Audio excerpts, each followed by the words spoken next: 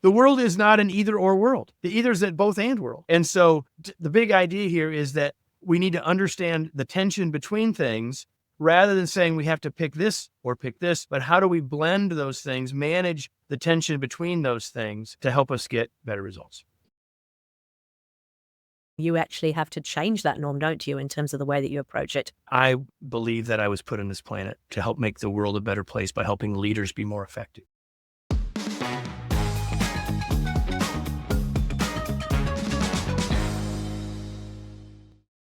Thanks for joining us on the Better Business, Better Life podcast. I'm your host, Debra Chantry-Taylor, and I'm passionate about helping entrepreneurs lead their ideal lives by creating better businesses.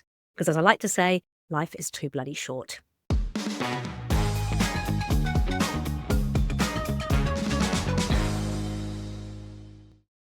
I'm a certified EOS implementer, FBA accredited family business advisor, and a business owner myself with several business interests.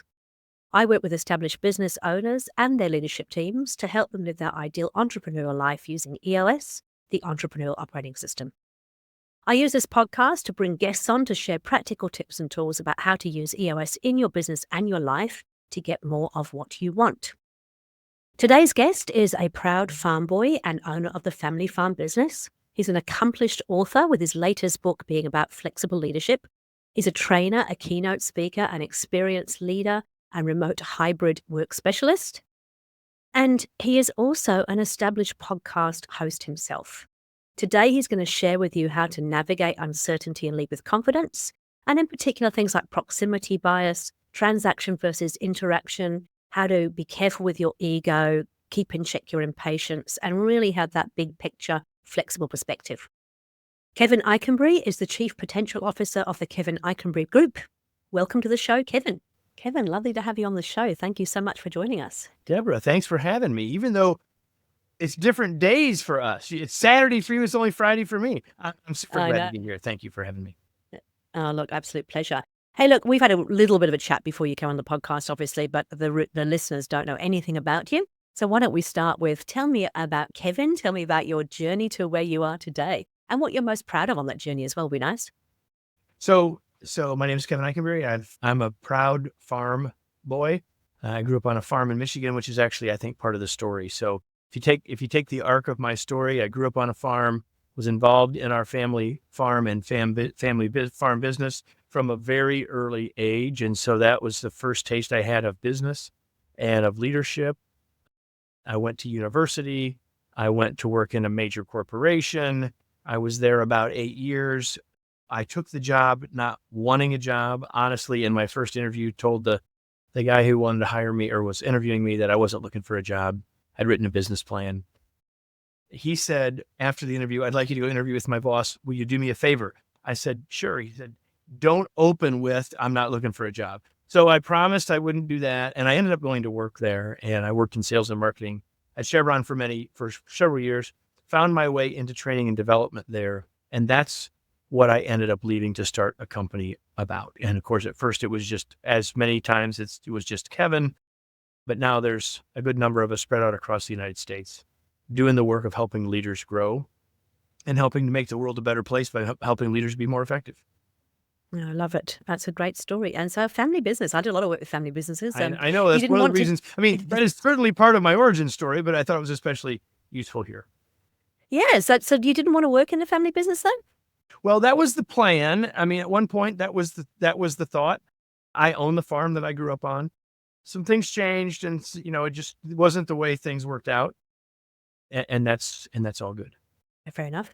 Now, I know that you have just written a book which is called Flexible Leadership, and I'm keen to understand where that book came from. Like what caused you to, yeah, there you go. They can't see it. Well, someone can see it if they're watching it on YouTube, I suppose. But yeah, so it's a beautiful book. It's very simple. It's just called Flexible Leadership, Navigate Uncertainty and Lead with Confidence. Yeah, what brought you to even think about writing that book, and what is the purpose of the book? Well, I've had the good fortune to write a number of books over the years, and this is the latest. And I do think this is my best work to date in terms of the work that I think can have the biggest impact for leaders around the world. And so the subtitle of the book, as you said, Navigate Uncertainty. So let's underline that word uncertainty. And I think we can honestly say, Debra, man, there's a lot of uncertainty in our world today. geopolitically, socially, globally, in our businesses, around our businesses, with our customers, there's lots and lots of uncertainty. And I believe that the antidote to that is flexibility. And we can unpack that if you want. But so the idea of this book is that if we just operate the way we always have, if we just lead the way we've come to believe we are supposed to, or what some style tells us we are, or just lead on autopilot, the odds of us being successful all the time is not very high. Now, we'll hit the right note sometimes, but we won't hit the right note all the times. And so what I want to do is help leaders improve their odds of success by surveying the world around them and having a way to say, well, what might or how might I flex away from, or at least consider approaches other than my natural reaction or response to help me and our team get better results. It's an interesting one, isn't it? Because we have a natural response to a lot of things based on our upbringing, based on the things that we think should happen, just a whole lot based on our experiences, based on our traumas. 100%. And all of that's real. And I'm not asking people or encouraging people to forget all that. What I'm suggesting is, well, let's take the simplest example. The simple example is someone comes to your office, literally or metaphorically, and asks you a question, wants your advice, like, what do we need to do here? What direction should we take? And if in your head, your first thought is, it depends. Well, what does it depend on? And that range of things that it depends on will lead you to consider doing something that might not be what you would have done instantly, or your first inclination, or your natural response. So the idea is to recognize that, well, maybe the way I would normally do this will work, but maybe if I flex, if I take a slightly different approach, if I try something differently, we might get a better result. Ooh, I like it. It depends. It depends. Yeah. Okay. Here's the thing. The world is not an either or world. The either is a both and world. And so the big idea here is that we need to understand the tension between things rather than saying we have to pick this or pick this, but how do we blend those things, manage the tension between those things to help us get better results. Yeah, I like it. Okay. And so tell me a bit more about the uncertainty. I guess I'm sort of thinking about we have got so much uncertainty going on in the world right now, haven't we? I think more than we've ever had. And I think it started back when COVID hit. I think that was when the world really started to change quite significantly. And we all thought, I had a client who's like, oh, COVID, how long will it last? We went, a couple of weeks, we'll be fine. And then 2 years later in New Zealand, we're still kind of actually many, many years later, we're still feeling the effects of it. And then on top of that, there's all sorts of other things going on in the world. And I think it's a really challenging time. 100%. I had clients who literally, large clients, multinational companies that said, okay, in the US, it was really literally about almost exactly 5 years ago from as you and I are having this conversation. And they put out a note that said, we'll be back to the office in 2 weeks. And then they said, we'll be back on Memorial Day, which is in the US, end of May. Then they said, well, we'll be back Independence Day, US, 4th of July. Well, no, we'll be back 1st of September. Well, no, it'll be Christmas, right? And of course, it was maybe another Christmas at least later after that. So you're right. We try to figure out how to make it clear. We try to say we're going to rationalize this and figure it out. But I think you hit a really important point there, that the world of work and the way people see work fundamentally and forever changed in the days and weeks after our governments around the world said, you get to send people home and work from home. Like, the way people think about work, the way people define work has changed. And for us as leaders, we may want to say, well, yeah, no big deal. We're just going to go back to the way it was. That world doesn't exist anymore. I'm not trying to be overly dramatic here. I'm being realistic here, that the clear, sort of understandable, best practice sort of world that we lived in isn't the world in many ways that we live in anymore. It just isn't. You're absolutely right. And I know I've seen a lot of leaders struggling with it because, I've got a few grey hairs myself, and there's always been a certain way of working, and then all of a sudden that whole way changed. And I remember in COVID, so we had a very, very strong lockdown here in New Zealand. I think we're one of the strongest ones in the world. I remember when we first kind of got locked down, I've always had my own business, or for a long, long time had my own business. And so I was there jumping on Zoom calls and chatting to people and just kind of keeping connected. My husband worked for a corporate. And the biggest thing that happened in that time was that they obviously all had to work from home. But because the equipment wasn't kind of set up for them to really work from home, they had to have Zoom calls or Microsoft Teams meetings without any video, because the infrastructure couldn't cope with the bandwidth of all this video, and they weren't quite sure how to deal with it. And so it was a really challenging time to suddenly go from not only having to work from home, but never actually seeing anybody on a screen, in person, whatever it might be. And so that was in itself was challenging, and obviously, but it also changed the way we had to think about business, because I know for personally now, I used to travel all around Auckland to catch up for a coffee with somebody, to do it, have a quick kind of catch up. You'd spend half an hour traveling there, 15 minutes finding a car park to spend 20, 30 minutes with a person. And now I kind of go, let's do a Zoom call. And we can change that the way that is done. But in a larger business, there's been much, much bigger impacts, hasn't there? 100%.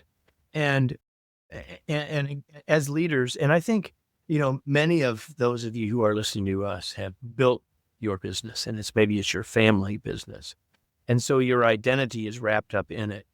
And I think that makes the challenges even larger for you, right? Because, you made it successful, what that looked like, but the world that you made it successful in isn't exactly, not completely different, but it's not exactly the same as it was before. It's both and, not either or. It's not like, well, it was, and we're going to back there. And so it really, I believe, requires us as leaders to think more deeply, to be willing to flex, which means be willing to set aside my identity, my natural response, my learned response, my experience, to say what will really serve us now. And that means sometimes, and that doesn't mean that we have to grind everything to a halt and think about that in every single moment. That's why I like this idea of it depends. If you immediately think, well, it kind of would depend on this, or this, well, then let's think about that a little bit more before we just move. I'm going to come back to that in a moment, because I know that we have a tool that I use with clients to actually help them do some of that stuff. But I was thinking, this actually took me back to, I did a legal paper as part of my MBA many, many years ago, and I thought legal was black and white. And I just thought it was either or, like it's black and white, that there's a law that says it's this and therefore it is. And after doing my legal paper, it's a million shades of gray. And even with all those boundaries, all those regulations, all that legal jargon, it's still it depends. It really depends on a whole range of things. And so the world is a million shades of gray, isn't it, rather than black and white? It really is. And I realize that in us saying that, we're making the world even more complex, right? And one of the reasons why that we tend to want it to be, or wish it could be either or, is that's easier. And the other thing is, we have this really amazing skill as humans to recognize patterns, right? And once we recognize a pattern, then we lock in, aha, that's how you do that. That's it. And that's wonderful, except once we lock in, we stop looking at anything else, and we stop considering other options, because now we have this looks like this. If the only tool you have is a hammer, every problem looks like a nail, kind of thing, right? Yeah, no, that is interesting. Actually, again, I'm going to go off on a bit of a tangent here, but recognizing patterns and then locking things in is definitely a human thing. I wonder what that's like for AI, because AI is also taught to recognize patterns and kind of lock things in. But does AI develop faster than us as humans, or does it actually become more rigid? I don't know. Thoughts on that? Well, I'm not the expert in AI, but I will say this, and we're using it a lot in our business and with our clients. But I would say this, the way to help AI help you better is get better at helping AI, which means better prompts, right? So, I mean, and AI is more than generative AI and more than prompts, but the key, the prompt thing is a really important piece, right? Like, you can ask it what you thought was the same question, get very different answers. It's recognizing patterns based on what you're actually asking it. So as we get better skilled at the asking of it, we have a better chance of getting better results that will be more valuable. So AI is training us to be better better problem solvers.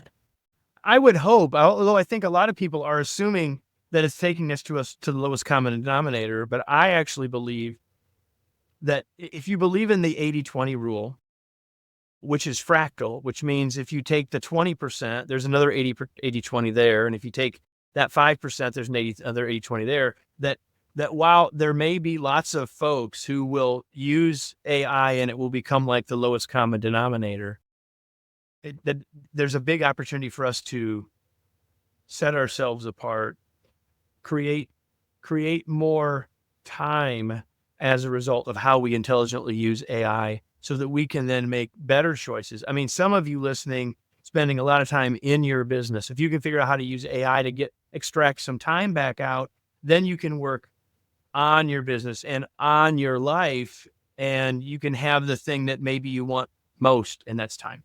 Time and freedom. Yeah, absolutely. Okay, so let's just take a scenario. So somebody does walk into your office and they've got a problem and they come in and they chat to you about it. As a leader, how do you recommend people approach this? I mean, having the brain power to kind of think about it depends as the first step. But yeah, tell me more. Well, it depends. But let's start here. Let me just play that out. Someone walks into the office and I can tell you, and Debra, I'll bet you'll agree, and I'll bet most of you listening or watching will agree too, that for many of us, what we'll do, someone comes in with a question, we give them an answer. We take that monkey. And guess what? And by the way, when they leave, we think, well, why did they interrupt us? Why do they keep interrupting us? Because then they come in with another question and we give them another answer. And guess what we're doing? We're teaching them how to work with us, which means, aha, the way I'm supposed to do this with Kevin is bring him questions, he gives me answers, and I leave. I may or may not like that, but that's how this works. And oh, by the way, that's easier than me thinking. And quicker. It also may lead me, not as the employee, it also may lead me to have less ownership, be less engaged, and a bunch of other stuff, right? So is there ever a time when someone comes into your office as the leader and you give them an answer? Yes, there is, especially if the context is super clear, if the best practice is absolutely known, if the cause and effect is understood. If you truly know it, then the fastest, most efficient thing to do is to give them an answer. But I would suggest that many times when someone comes in and asks a question, your first response should not be an answer, but a question. A question like one of these, like, well, what have you already tried? Or what have you considered? Or what would you do if I were on vacation? Or what is your recommendation? Or what do you think? Like any one of those or a combination of those questions changes the dynamic. Number one, you're going to learn something new because they're going to have a perspective. And even if you used to do their job, guess what? The world has changed, which means the job has changed, which means they have a perspective you can't have. And especially as a business owner, like you definitely look at the world differently than they do. So by asking them to say what they're thinking, you're going to learn something almost guaranteed. You may not like what you learn, but you're going to learn something. You may learn some really useful stuff that pulls back your blinders and helps you see stuff you couldn't have possibly seen. So you're going to learn some stuff. You're going to get new options. You're going to engage that person. You're going to build accountability and ownership with that person. And if you end up doing one of the things they suggest, how has that changed the dynamic? Significantly, right? Now, so if we think about this as a way to flex, on the one end, sometimes it makes sense for us to answer, and sometimes it makes more sense for us to ask. I would call that a flexor. We call it the asking, answering flexor. And so which direction do I lean? And I would say that lots of leaders lean toward answering more often than they might. And so I've just given you this scenario, what you might consider differently, which might seem unusual, might seem uncomfortable, might not be natural, might seem like it takes too long. And yet, in many ways, might get you far better results in the short end. I think you're right, because I mean, they're taking accountability and ownership for it. But as you said, it can also open your eyes up to things that as a business owner, you may not have seen. But I'm going to my but here is, so you ask them, what do you think about that? Or how would you handle it? They go, I don't know. So then I say, that's fair. And so now it depends again. Like if this is really an urgent thing, then we should just solve it, right? But like, okay, that's fair that you don't know. And quite honestly, I could say, you know what? Because normally I haven't asked you. I've just told you. I'd like you to go back and think about it. And when you're ready, let's talk about it. I really want your input. I'd really like your perspective. And at first they might roll their eyes. And at first they might go, my boss is so difficult, but not for long. Because what we're doing now is we're starting to retrain them, because you probably have done the other thing 74 times. So when the first time you ask rather than answer, they're going to say, well, I don't know, because they're not expecting that. That's not the game. The game is bring a question, get an answer. So when you changing it, that doesn't mean, well, the asking doesn't work. It means you have to work through it, and you have to, this is a chance you would encourage them. This is a development opportunity for them. And of course, not in every moment. Sometimes the thing is little. Sometimes the thing is urgent. It depends. Sometimes we need to answer. Not always. But not always. That's what I was going to say. Yeah, okay, perfect. And you have to do it regularly, right? Because if you don't do it, if they've had 74 times where you've had given the answer, that's become the norm. You actually have to change that norm, don't you, in terms of the way that you approach it? And you know what? You can blame Debra and Kevin. You can say, hey, I know that's not what I normally do, but I just listened to this podcast and I think this makes sense. I really want your input. And so I know this isn't what I've normally done. I do find it fascinating because, as you know, I'm an EOS implementer, and when I work with leadership teams, we encourage them to kind of try and solve problems together. One of the tools that we use is the IDS, where you identify, discuss, and solve. And when I sit and observe level 10 meetings of some of my clients' leadership teams, you know, as humans, we want to solve it. We just want to go straight into it. You get given an issue, I can solve that, and here's my answer. And so the whole process that we teach them is about taking a lot more time to ask a lot more questions up front to really identify what the real issue is. Because often what somebody comes to you with as an issue, there's something way deeper beneath it. And as the leader, like me, you know, your company, you're signing the paychecks, yeah. Many of you, right? And even if you're not, you're their boss or you're the boss's boss. And so when you use that IDS process or any similar process, here's the thing. The sooner you talk, the less likely they will. So you have to, maybe you frame the conversation, maybe you ask the initial question, then you've got to keep asking and not start talking.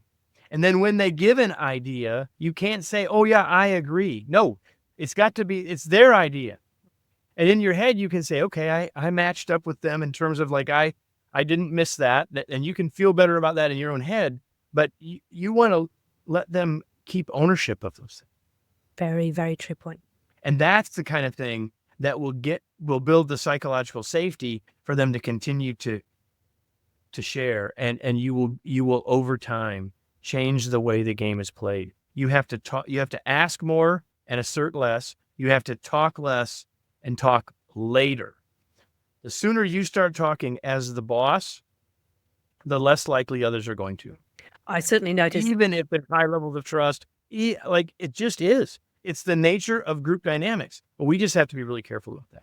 I know when I'm facilitating with leadership teams, I always try and ask the boss or the owner to actually go last for that exact reason, because, even though we say that, there's no hierarchy here, the reality is you are the boss. You are the as you said, the person who signs the paychecks. There's a different dynamic going on, whether we like it or not.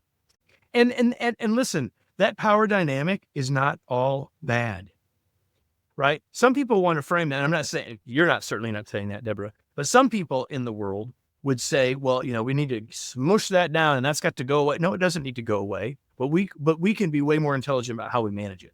And what Debra and I are talking about now is the way to manage that much better. Perfect.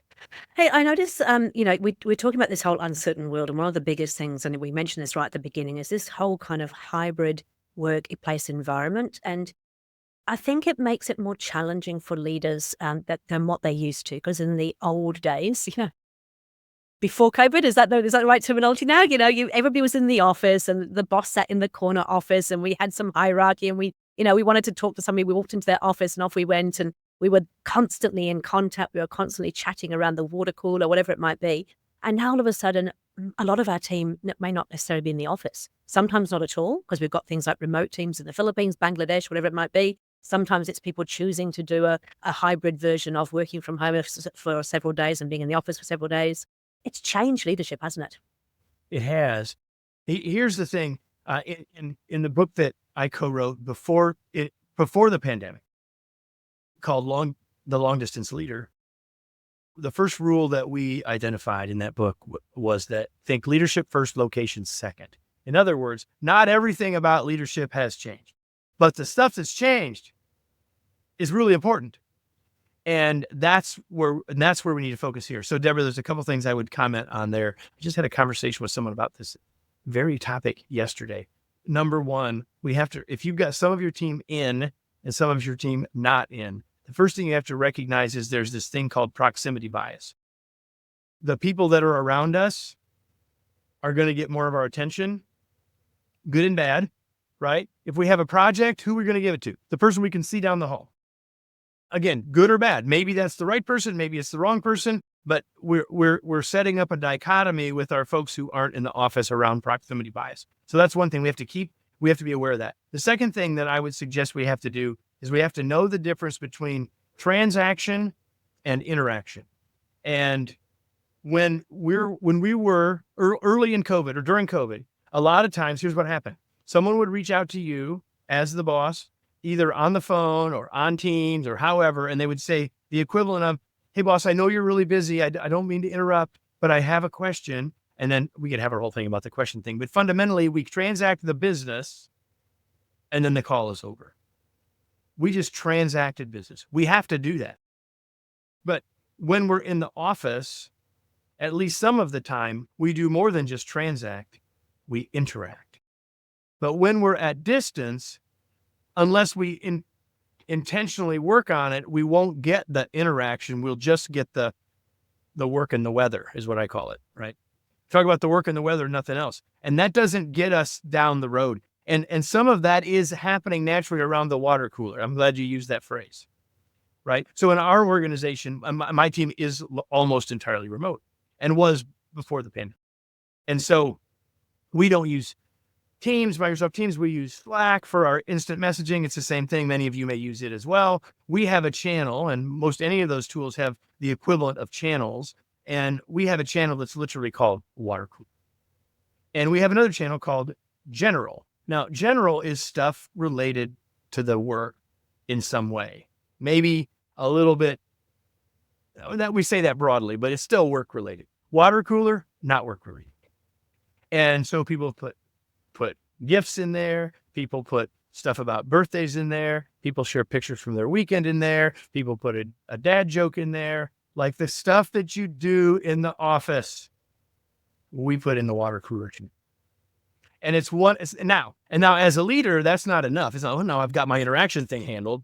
So my advice to you, so just to give you context, there are 15 of us on our team currently, and they don't all report to me directly, but again, my name's on the door, right? So my goal is every day that I will have interactions with at least 4 people. Now your number might be different based on the nature of your organization, right? But here's my point. It's not like I hope to have interactions with 4 people. It's like part of my job. It's not like if I have time, I'm going to do that. It's like one of the top things of my day. Every day, I've got to make sure I do that. It might not be on the phone or on Zoom. It might be the way I interact with them in an instant message. It might be that. But the point is that people feel connected to me and I feel connected to them. It's building our relationship. It's building trust. It's making communication more effective. It's the kinds of things that, while didn't automatically happen at the office, were somewhat more likely to happen in the office. There's a lot of leaders that need to be doing this even if you're in the office. But we have to be more intentional about it when people aren't down the hall. I love it. So it's kind of one of your must-do tasks every day is to ensure that you're actually... It's on my list every day. Beautiful. Very nice. Okay, another challenge that I see happening, and I maybe it kind of relates back to that proximity biases, but I think sometimes it's more than that, is that you do have a hierarchical structure within an organization that you have to have. If you've got a large organization, you've got to know who reports into who and what their accountabilities are and those sort of things. But often you'll see that somebody will kind of go to their immediate, we'll call it a boss, the person they are responsible to, and they get an answer that they don't necessarily like, and they go around we call it an in drum, where they go around, then they go to the boss, go to Kevin. Kevin will give me what I want.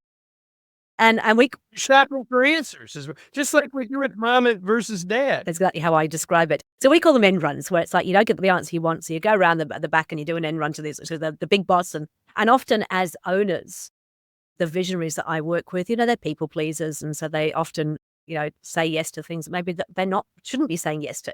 But how do we as leaders as a whole, both from the top level and the next level down, how do we stop those kind of behaviors? Or should we? I don't know. It's a good question to ask. Well, it depends.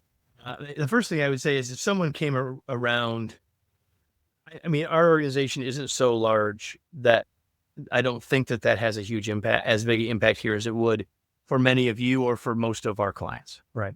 And one of the things that I encourage leaders to do when someone comes around says, so let's say, Debra, you work for me and Joe is the person who came around you to me. So my first question to Joe might be, so have you and Debra talked about this and what did she say? And I'm not picking on Joe. I'm just trying to make sure that there's alignment here. Right. And there's sometimes when maybe I'm pretty confident I'm going to be in alignment with whatever Debra has to say. And if that's not working for you, then maybe there's a chance for the three of us to have a conversation. Maybe. Right. I think we ought to be open to saying that, but I don't think we should say that every time because we don't want to create a bunch of three-way conversations, 17 times a day. But I do think that being flexible may mean that that's the case, right? Like, and the other thing, it's possible that Joe's coming to me because he's concerned about what Debra's sharing from a legal perspective, an ethical perspective. Like, it's not always just, doing an end run to get an answer I like. Sometimes there's other reasons. So I always like to start with, so what did you already hear from them? Or what was the nature of that conversation? Have you had that conversation? It's the same thing I do when someone comes to me and says, the two people that work for me and one of them, and they're in conflict, and one of them comes to me and says, you need to go fix Debra. Like, well, have you and Debra talked about this? Because this isn't about me. This is about you and Debra. This is a business problem. Have you and Debra talked about it? Well, no. Well, then I'm not going to be involved in this until you and Debra have talked about it. I'm happy to help you think about how you had that conversation with Debra, but this doesn't belong to me yet. Right? Now, if you and Debra can't ever figure it out from a conflict escalation there's a place for me. But again, if every time someone comes to me with that problem and then I go talk to Debra, guess what everyone's going to do? Come to me. Of course they will, because that's definitely easier. Right? So I think the way to deal with at the end of the day, the way to deal with the end around is to just check in. Is that what they're doing? And not in judgment. Right? I mean, hopefully the intonation that I used in asking the question wasn't accusatory, but was curious. That was exactly the word I just wrote down. Not in judgment, but in curiosity. I think the more curious we can be in general as leaders, the better leaders we are. Is that fair? And you know what? We can't possibly be flexible if we're not curious. Because otherwise, the thought, and I believe it's originally a Buddhist thought, that as for the expert, the options are few. For the beginner, there are many. So like, as we become expert, or as we feel like we have all the answers, then we no longer look anyplace anymore. And so there's no reason to be curious because we already know. And so once we get to that place, the chances that we will flex go down dramatically. So the connection between being flexible and being curious, to your point, I think are significant and important. I love it. Okay, so get into curiosity, not in judgment. That's a perfect thing to look at. What do you reckon the three biggest challenges are for leaders these days? When people ask you, what's the one thing, what are the three things, it's always really hard because it depends. Not everyone are the same. But I'll say what I observe and what I observe in myself. First one is we've got to be really careful with our ego. Like, there's nothing wrong with having an ego, right? But it can get in our way. And a lot of things we've talked about today are ways that it can get in our way. So I think that's a big challenge. I think impatience is a challenge. In a time of uncertainty, one of two things seems to happen. We either tend to try to ignore it and plow through it or we become immobilized by it. And I'm guessing that most of the people listening are in the first camp, not the second. And sometimes we need to be more thoughtful. And I'm not saying we should take 6 months and analyze and have analysis paralysis. I'm not saying that. What I'm saying is to step back and get a different perspective, right? And the third one, and we could make a long list of challenges, but here's the third one. And I think maybe especially for those of you who are listening, I feel like we are kindred spirits in some ways. And so I would say that we have to make sure that we're keeping a big picture perspective. I often call it leaders need to have the bird's eye view, because our team members have a worm's eye view. And I'm not suggesting that our team members are worms, but let me explain where we're praying. If you're a bird and you're looking at a forest and you see this particular maple tree, right? Like you see it from this perspective. If I'm a worm in front of that maple tree, same tree, I see it extraordinarily differently. I see it as a challenge. I see it as my entire world. I see it as the only thing. I see it as all of my work. I see it as my biggest obstacle. I see it as all of those things, perhaps. And yet that same tree, it's the same tree that the bird sees. And as leaders, we have to lift our eyes, because we have to help our teams lift their eyes, because it's only then, with that bigger picture view, that we can all see the landscape well enough to navigate it successfully together, to move in the direction of the goals that we have. And so that would be my third challenge. Lift our eyes, get a higher level perspective, and keep that perspective. Don't get stuck at the worm's eye view. So I think we've already talked a little bit about the ego. So staying curious can kind of help with that ego and not getting caught in the expert trap of thinking you have all the answers. Impatience is probably one of my downfalls as a leader, if I'm really honest. As you can tell, I talk fast, I think fast, I get really impatient very quickly. I don't think I ever become immobilized, but I might sometimes become a bit of a bulldozer in terms of just, we're going to just push through and get on with it. I've been called a bulldozer a couple of times in my very early career. So tips for overcoming impatience. Take a breath. Have ways to get feedback. Whether it's impatience or anything else that you might want to work on, and having someone that can say, hey, you're there again, right? They can sort of stop you in the moment, can give you feedback, right? What Debra might be doing for some of you, for example, or could be doing for some of you. So have a way to get another perspective and feedback. Take a breath and remember that urgent and important are not the same thing. Let's dive into that a little bit more, because I think that often leaders do get caught up in the urgent stuff, because that's the fighting fires, right? That's the stuff that we kind of go, we've got to get this sorted. So tell us a little bit about your I've got my version of it, your definition of urgent versus important. Well, if we're fighting fires, so if we're fighting fires, we're not thinking about fire prevention, right? Fire prevention is important. Firefighting is urgent, but we treat an awful lot of stuff like fires that aren't really fires. And we pick up the hose a lot of times when someone else could have the hose, right? If someone else is holding the hose, then we can start thinking about how do we prevent. We seem to have fires there a lot. There's a lot of urgency there. Like, what do we need to do differently? What do we need to be thinking about from a process perspective? What do I see? This is this higher level view of the world, right? So that's what I would say, that it's easy to get caught up in the urgent. And one of the reasons it's easy is because you're good at it. You haven't gotten where you are without being good at it. But the other reason is, and a psychological reason, I think, is that it's a tangible thing. Like, yep, see what we did? We did that thing. Like I said at the beginning that I grew up on a farm, and we're coming up on spring in the Northern Hemisphere. And so I'm just about at a time, two of the times during the year that I miss the farm the most. And one of them is planting and one of them is harvest. And here's why. Well, there's lots of reasons why, but here's the biggest reason why in relationship to this conversation. If I go in the field on a tractor with an implement behind me, when I leave, I can see what happened. Like it's tangible. And when we are putting out fires, we can see what we did. as leaders, the further up you are in the organization, more of your work is less tangible. And so often, oh, that's a tangible thing. Let me go do that. See what I actually did. And so psychologically, we get sucked in there, not only because we're good at it, but because that's how we have identified ourselves, but also because that stuff is tangible. We can get our arms around it. We can see it. And I would suggest that we have to overcome that urge sometimes and look for seeing that tangible thing in the development of our team. Yeah, okay, that's a good point.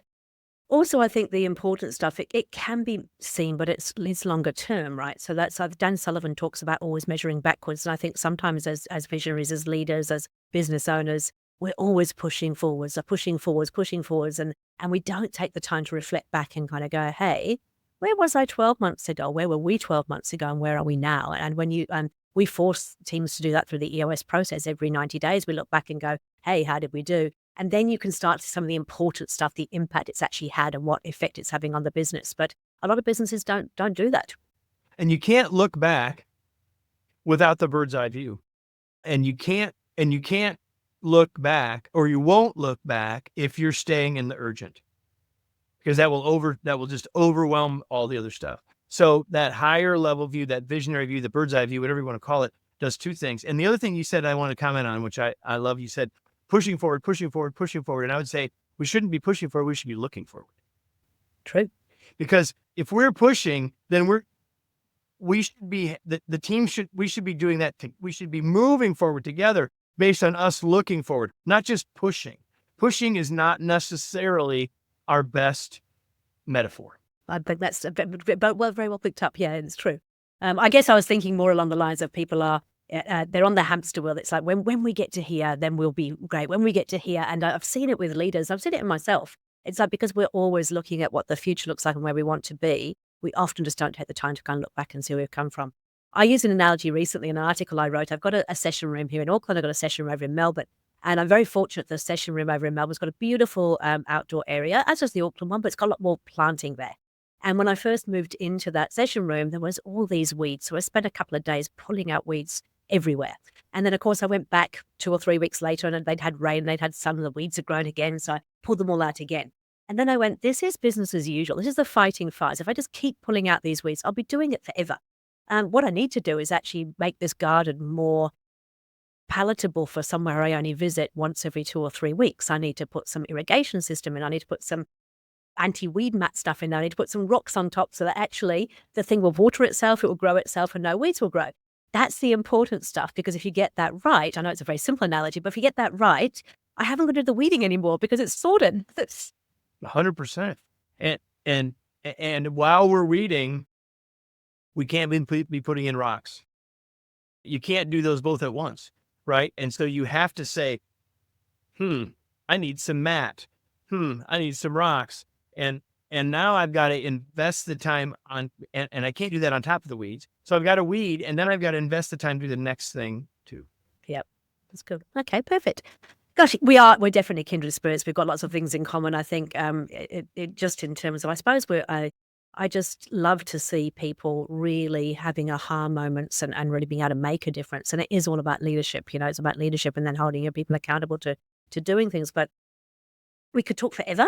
What I'd love to do, though, is just kind of finish up with 3 kind of top tips that we can give to the listeners where they can go, okay, this is great. What can I do right now? What can I do right now that would fundamentally make a difference? Well, I'm going to suggest 3 things in relationship to flexible leadership. And the first one is recognize that flexibility is valuable as a leader. Second, take time to look at the context of your situation. Answer the "it depends" question. In the book, we go into a lot more depth here, but fundamentally, have an intention that flexibility will help me in my business. Take a moment to look at the context of the situation so I can then consider other options, and then use what we call flexors, which we've talked about a little bit, which is the idea of how might I flex given that context. So my 3 pieces of advice are: be willing to and open to and have intention around flexibility being useful to us, especially in times of uncertainty. Second, to look a little more carefully at the context of the situation that we're in and use that as a map to decide how we might want to flex and how I might want to help my team flex. Beautiful. And of course, your book goes into a lot more detail around this. So if they want to get hold of a copy of the book, where would they find it? Has it actually released yet? I wasn't sure. Well, as probably by the time people are hearing this, the answer is yes. But at the moment you and I are having this conversation, no. March the 25th in the US. So March the 26th for some of you, the book will be available. And you can learn more by going to flexibleleadershipbook.com. That'll point you, but wherever it is that you buy books, you'll likely be able to find it. Flexible Leadership, Navigate Uncertainty and Lead with Confidence. Debra, I believe that I was put on this planet to help make the world a better place by helping leaders be more effective. And this book is part of that mission.